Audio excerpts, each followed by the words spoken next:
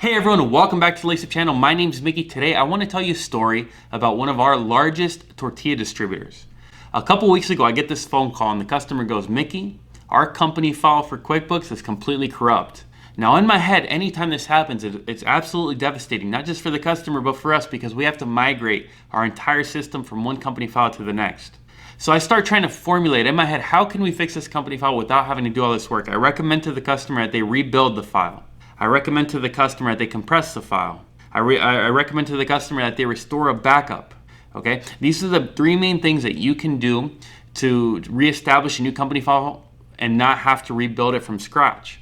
Now the customer, being the smart person that they are, they had tried all of these approaches, but at this point it was paramount to get out of the old company file and head into the new one. So how could I liaison this transition from one company file to the other? As you know, if you've ever done this, it's a very arduous, and difficult activity to go from one to the other. So here's how I did it. Essentially, every single time you go transfer from one company file to the next, you need to download customer information, product information, and vendor information from your original company file. Then you need to go into your new company file. There's an Excel paste from Excel tool, which I'll go ahead and link down below. You can click on this and directly from those spreadsheets, upload the data into your new company file.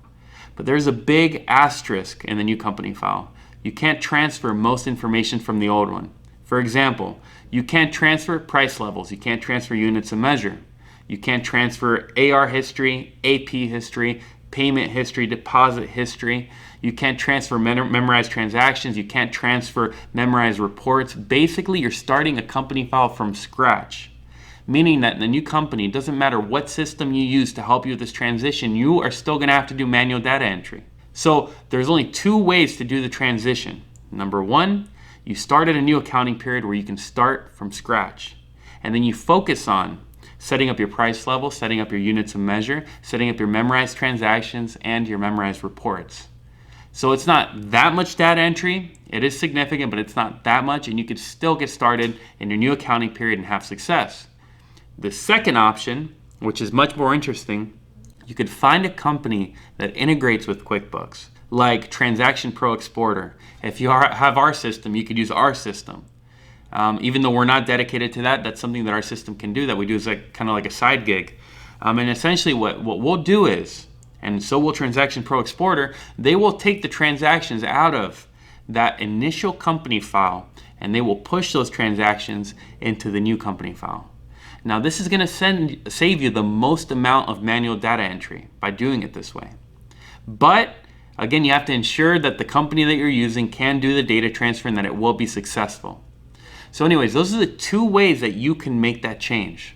So last but not least, in this process, you have to make sure you fix the garbage, the trash, the bad data that you have in that initial company file before going into the second one. So for example, let's say that you have over 1,000 inactive customers in the original company file. Well, you have to ensure that you don't bring that data into the new one, because that would defeat the purpose of starting a new company file, right? So you want to clean up your vendor list, your customer list, and your product list before importing it into the new accounting system. And lastly, when you finally make the transition over, you have to draw the line in the sand and not allow any of your people to put in any additional data into that first company file. You don't want to have a second company file going live today and also have 3 of your employees keying in transactions into the old company file.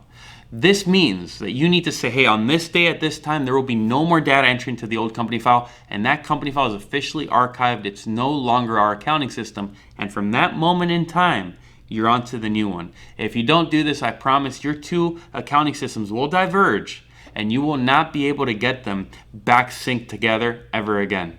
So where are we today with this customer? Today we are in the process of importing for them all of their invoicing and then helping them set up their price levels, their units of measure, their sales reps. We're doing that right now. We are currently sitting at almost the 2nd week of doing this job, which is absolutely insane.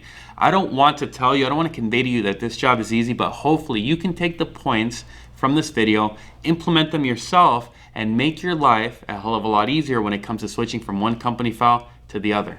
Anyways, if you have any questions about that story or about that process, hit me down in the comments below. I'll make sure to get back to you, give you my input, tell you how I would do it.